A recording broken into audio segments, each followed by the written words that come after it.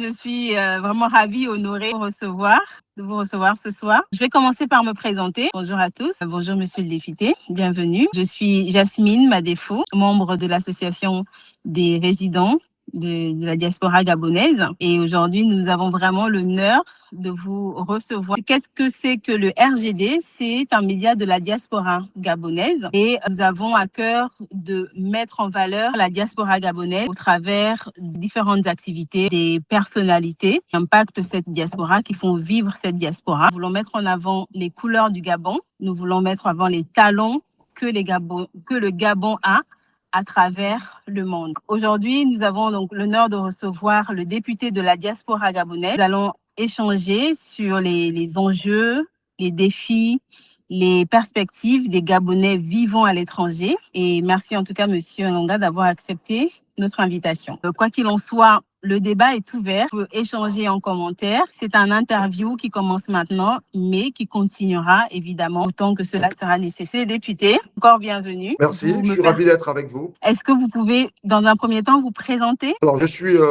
Rostan Michael Ngonga est là.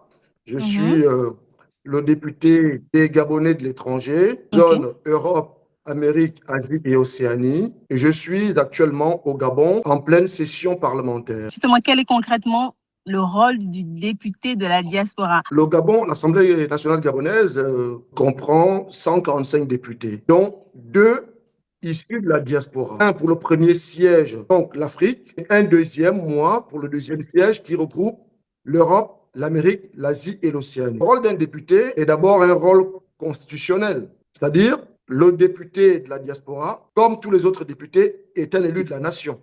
Le député de la diaspora joue le rôle de tous les députés. Donc, ce rôle qui est constitutionnel, s'il est élu dans une circonscription particulière, parce qu'il doit représenter les Gabonaises et les Gabonais qui vivent hors du territoire gabonais, ce qui lui donne un rôle un peu plus spécial que des députés élus localement. C'est la seule différence. D'accord. En tant que député, comment vous savez ou quels sont pour vous les principaux défis rencontrés par les Gabonais à l'étranger en tant que député de la diaspora? Alors, je suis, avant d'être député, je suis moi-même issu de la diaspora. Je suis de la diaspora parce que j'habite en France. J'habite en France depuis 18 ans maintenant. Donc, j'ai fait, en tant que Gabonais de la diaspora, le parcours qui part du visa long séjour étudiant pour étudier en France et tout le parcours nécessaire en tant qu'étudiant, les renouvellements de titres de séjour, etc., etc. Donc, je connais la diaspora. Alors, les difficultés, ça me permet, avant de répondre à votre question, d'éclairer nos compatriotes du deuxième siège sur l'organisation du travail du député de la diaspora. Peut-être que certains ont cru que le député de la diaspora serait basé à Paris, deuxième siège, je veux dire, serait basé à Paris avec des bureaux à l'ambassade du Gabon à Paris. Non. En fait, il y a un principe démocratique sain, c'est la séparation des pouvoirs. C'est que l'ambassadeur, c'est l'exécutif, c'est le représentant du président de la République, donc c'est l'exécutif.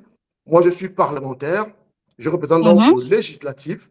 Donc, et de ce point de vue-là, je dois siéger au Gabon. Ouais, donc c'est la première, je n'ai pas envie de difficulté, d'accord, liée à ma fonction, c'est que j'habite en France, je représente les Gabonais qui habitent en Europe, en Amérique, en Asie et en Océanie, mais je dois siéger au Gabon, parce que l'Assemblée nationale se retrouve au Gabon. Donc, en gros, en ce qui me concerne, il faut que nos compatriotes de la diaspora, c'est mon cas, c'est également le cas de mon collègue du premier siège. C'est-à-dire, là, nous vivons à peu près 8 mois de l'année au Gabon, au rythme des sessions parlementaires. 8 mois et demi, 9 mois, c'est selon l'agenda parlementaire, selon les exigences qui se posent au Gabon. Et il nous reste donc à peu près 3 mois à vivre sur le territoire, sur la circonscription. C'est une première difficulté, effectivement, qui fait que, en raison de l'éloignement géographique, on n'est pas au contact quotidien avec nos électeurs, comme peuvent l'être les députés élus localement. Tout cela, grâce aux technologies, grâce aux interviews comme cet après-midi, on peut permettre de se mettre en contact des électeurs, échanger avec vous régulièrement et avancer ensemble sur les projets qu'il faut construire ensemble pour la diaspora. Tout le monde n'était pas au courant parce que nous sommes pionniers en la matière. Le Gabon n'avait pas de député de la diaspora. Certains Sénégal, en Afrique l'ont déjà depuis longtemps, Mais le Gabon ne l'avait pas, donc nous sommes les pionniers. Nous découvrons aussi avec vous comment ça se passe. Donc voilà un peu comment ça se passe. Il y a la question de l'intégration. Il faut s'intégrer quand on arrive dans un pays étranger. Il faut s'intégrer. Il faut connaître les codes du pays d'accueil. Il faut avoir une communauté pour vous accueillir, etc., etc. Donc les difficultés liées à l'intégration. Et pour cela, il faut que les communautés se structurent. Et de ce point de vue-là, les Gabonais sont plutôt bien organisés avec un tissu associatif qui est large à travers nos communautés. Pour le cas de la France, que je connais parce que j'y habite depuis 18 ans, ouais, il y a des associations de Gabonais, de Paris, de Marseille, de Nantes, de Montpellier, etc., qui favorisent l'intégration et le séjour des Gabonais qui arrivent. Il y a une autre difficulté, ce sont les difficultés administratives, les renouvellements de titres de séjour. Parce que nous avons de nombreux compatriotes qui se retrouvent en fragilité administrative à travers les différents pays d'accueil. Au cas de la France, que je connais très bien, elles sont liées deux choses principalement. Actuellement, la première chose, c'est les difficultés endogènes liées aux difficultés de l'administration française elle-même. Alors, sur cette question-là, vous comprenez que nous, en tant qu'État gabonais, nous ne pouvons pas agir directement parce que c'est une difficulté endogène liée à l'administration française. Donc, certains se retrouvent sans titre de séjour, non pas parce qu'ils n'ont pas effectué les démarches nécessaires, mais parce que les délais se sont allongés au niveau des préfectures et qui fait que, bien évidemment, ça met en difficulté de nombreux qui veulent renouveler leur titre de séjour et certains même qui ont des contrats de travail finissent peut-être par les perdre ou des propositions d'embauche finissent par les perdre en raison de ces difficultés d'administration. Et l'autre difficulté, c'est la question de l'information. Quelquefois, nos compatriotes ne sont pas assez informés des démarches administratives, de la complexité des démarches administratives. L'objectif, il faut le comprendre, quand vous arrivez avec un visa étudiant et un parcours et une inscription, c'est l'objectif, c'est qu'il faut pour cela valider au moins une licence avant de changer de filière. Ouais? Parce que c'est l'appréciation de la préfecture qui regarde la cohérence du parcours universitaire et bien évidemment les résultats scolaires que vous obtenez. Pour cela, pour la deuxième difficulté, vous avez compris que pour la première difficulté, nous, en tant qu'État gabonais, nous aurons du mal à agir là-dessus. J'ai un problème franco-français, nous ne pouvons pas agir. Nous ne pouvons pas aider les préfectures françaises à recruter davantage de personnel. Sur la deuxième difficulté liée à l'information, il va falloir justement que la diaspora se structure davantage. C'est mon travail. J'ai été mandaté pour cela et je travaille dans ce sens avec notamment le ministère des Affaires étrangères pour dire que la diaspora est une entité essentielle pour le développement du pays. Les nouvelles autorités placent vraiment la diaspora au cœur de la nouvelle vision et au cœur de la nouvelle ambition économique et sociale du pays. Nous avons présenté le projet de créer un haut conseil de la diaspora, encore un haut commissariat des Gabonais de l'étranger. Ouais. C'est cette entité-là qui va permettre de mieux structurer l'éclatement des structurations qu'il y a en diaspora. Ce projet est en gestation, ce projet est bien avancé, de créer un haut commissariat ou un haut conseil de la diaspora qui sera chargé de faire le lien entre le Gabon et les Gabonais de la diaspora. Il sera chargé de donner la bonne information à tous les compatriotes qui quittent le Gabon pour aller étudier ou en stage à l'étranger. Ils seront également chargés sur place d'accompagner les compatriotes dans leur démarche administrative. Ce que j'aimerais aussi, justement, vous avez mis en lumière les difficultés de la diaspora, notamment au niveau des étudiants. Moi, j'aimerais qu'on aille vraiment sur du pratico-pratique. Vous êtes député de la diaspora depuis combien de temps? Qu'est-ce que vous avez déjà mis en place? Qu'est-ce que vous comptez mettre en place? Et quels sont les résultats que vous avez déjà eus jusqu'ici, ou du moins celles que vous espérez avoir sous combien de temps? Je suis député depuis 6 mois environ. La première rentrée parlementaire, c'était le 17 novembre 2025. Bon, ce n'est pas encore l'heure des bilans. Les bilans arriveront au moment venu. Au Gabon, il faut comprendre, c'est une réalité.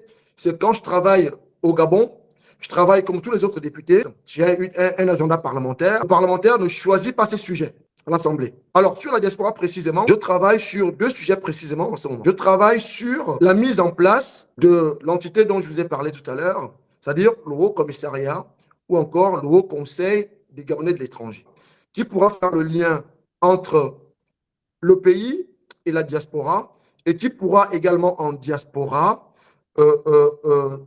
aider à l'information, à l'intégration des Gabonais de la diaspora. Je travaille avec le ministère sur ce sujet-là, notamment avec le conseiller du ministre en charge de la diaspora. Je travaille également sur un deuxième sujet. C'est la difficulté qu'ont les Gabonais de la diaspora à accéder à la propriété depuis la diaspora. C'est un sujet important.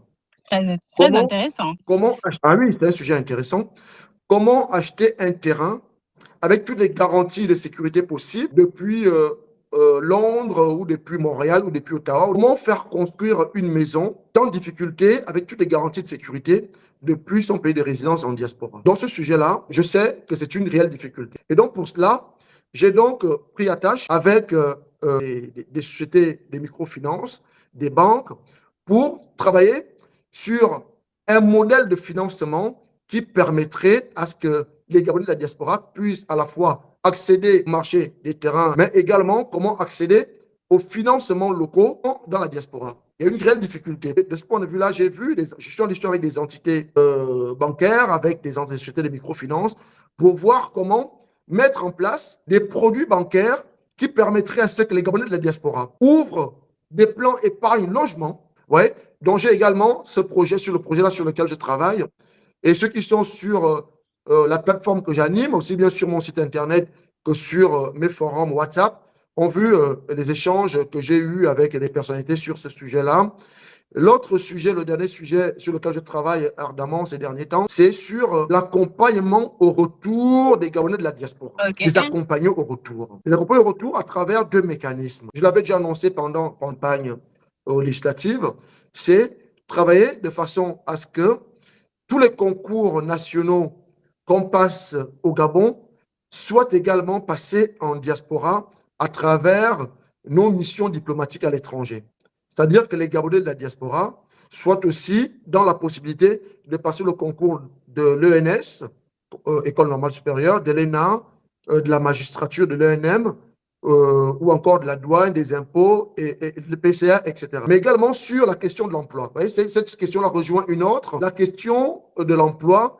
Et l'emploi favorise un retour organisé. Vous pouvez rentrer plus facilement au Gabon parce que vous savez que vous rentrez un vendredi et lundi, vous pouvez commencer votre travail. Et sur ce sujet-là, je travaille en lien étroit avec le directeur général du PNPE, qui est le pôle national pour la promotion de l'emploi au Gabon, pour l'installation dans la diaspora des bureaux, des succursales du PNPE dans nos représentations diplomatiques. Ce sujet est très avancé. Nous sommes en train de le finaliser. Vous avez directement accès au marché de l'emploi gabonais depuis Paris. Vous pouvez postuler à des offres, passer des entretiens à distance et rentrer directement dès que vous avez votre emploi. Oui, tout à fait, France. On a sondé un petit peu les Gabonais de la diaspora et il revient que beaucoup, si je ne dirais la majorité, est très déçue parce ils ont l'impression en tout cas qu'après votre élection, vous les avez oubliés. Qu'est-ce que vous avez à répondre justement à ces jeunes-là qui se sentent finalement oubliés et complètement délaissés depuis votre élection? Dans le principe, ils n'ont pas tout à fait tort. Mais je vous l'ai dit d'entrée de jeu, c'est que la difficulté de notre siège est à la fois liée aussi bien à l'éloignement qu'à l'éclatement géographique de notre circonscription. Nous allons faire avec les contraintes liées à l'éloignement géographique et à l'éclatement géographique de notre circonscription. Alors, nous avons une circonscription qui est étendue sur 4 continents, avec un député qui siège à Libreville et pas à Paris, ni à Ottawa, ni à Houston. Ça ne facilite pas la proximité que les élus locaux peuvent avoir avec leur circonscription. Ajoutez à cela l'idée que quand vous arrivez, vous êtes élu de la diaspora, vous n'avez pas un agenda parlementaire allégé parce que vous devez repartir à Paris ou à Houston.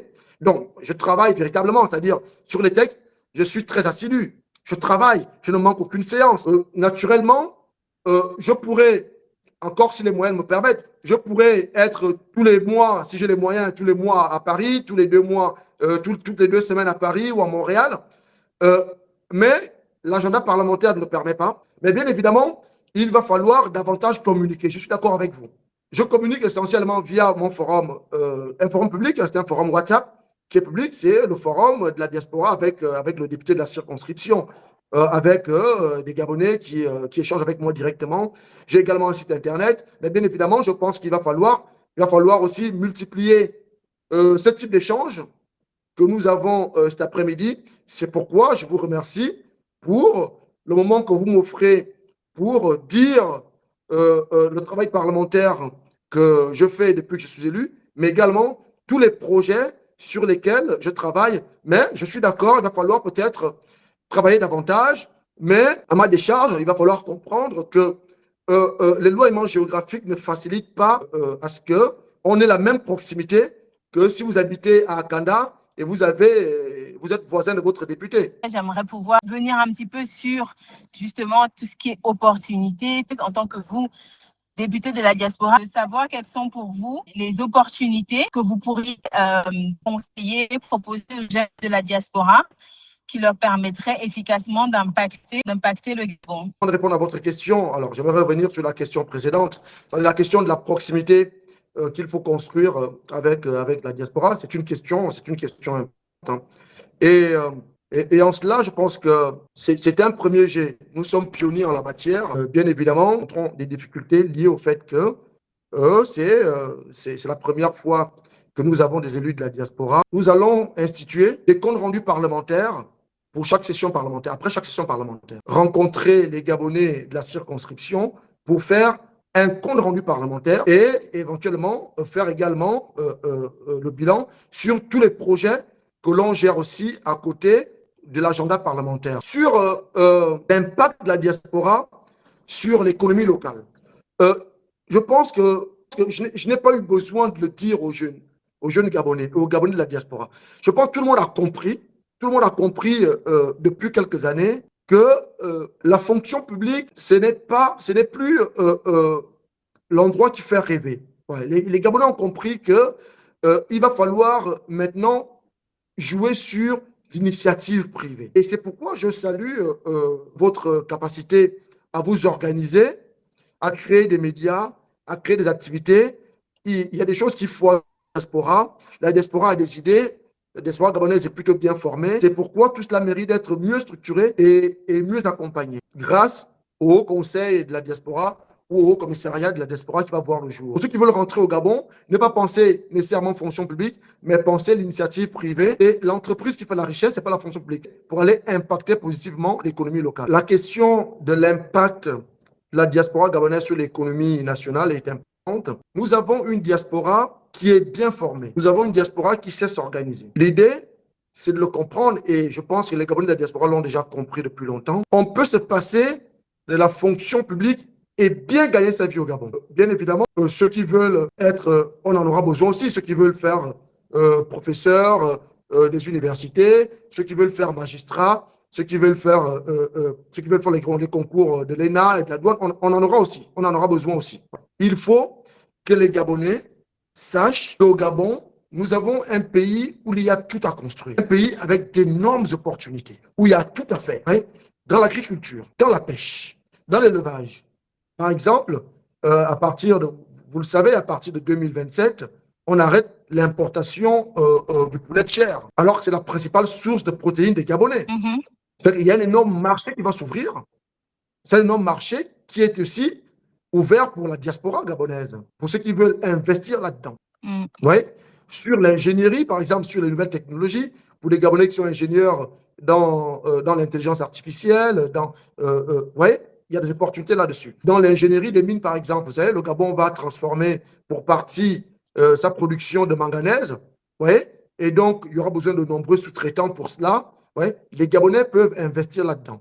Ouais. Donc, il faut aller encourager l'initiative privée pour impacter réellement, pour reprendre en main notre économie. Maintenant, nous avons un chef de l'État qui est volontariste, un chef de l'État qui est patriote, qui encourage les Gabonais à reprendre en main leur économie à travers les projets que vous voyez, à travers Taxi Gab, à travers la décision courageuse de transformer localement une partie de matières premières, à travers la décision courageuse de rompre l'accord de pêche avec l'Union européenne, à travers la décision courageuse d'arrêter l'importation du poulet de chair à l'horizon 2027. Ouais. Donc, autant de possibilités et d'opportunités pour les jeunes Gabonais pour aller investir sur ce secteur-là.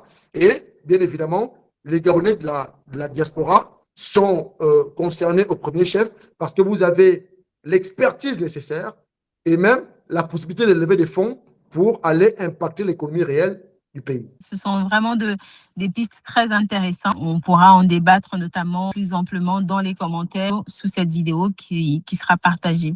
Merci en tout cas, monsieur le député, pour cet échange. Est-ce que vous avez un mot de fin?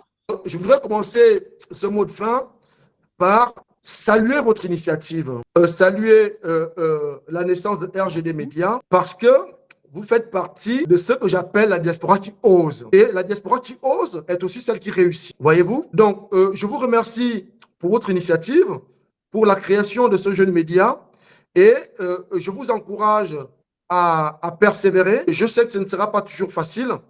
Je serai toujours là pour vous encourager. C'est l'esprit d'ailleurs qui m'a animé à accepter notre discussion de cet après-midi lorsque vous m'avez sollicité, parce que je voudrais vous encourager. Je voudrais vous encourager justement en parlant d'initiative privée. C'est un exemple d'initiative privée dont on a besoin. Vous voyez, en diaspora, pourquoi pas venir pour que ces médias-là viennent un jour, grossissent, viennent un jour s'implanter au Gabon, parce qu'il y a un marché des médias, aussi bien dans la diaspora qu'au Gabon. Donc, je vous remercie pour cette initiative et je vous encourage vivement à persévérer. Je serai toujours là au besoin. C'est la première chose.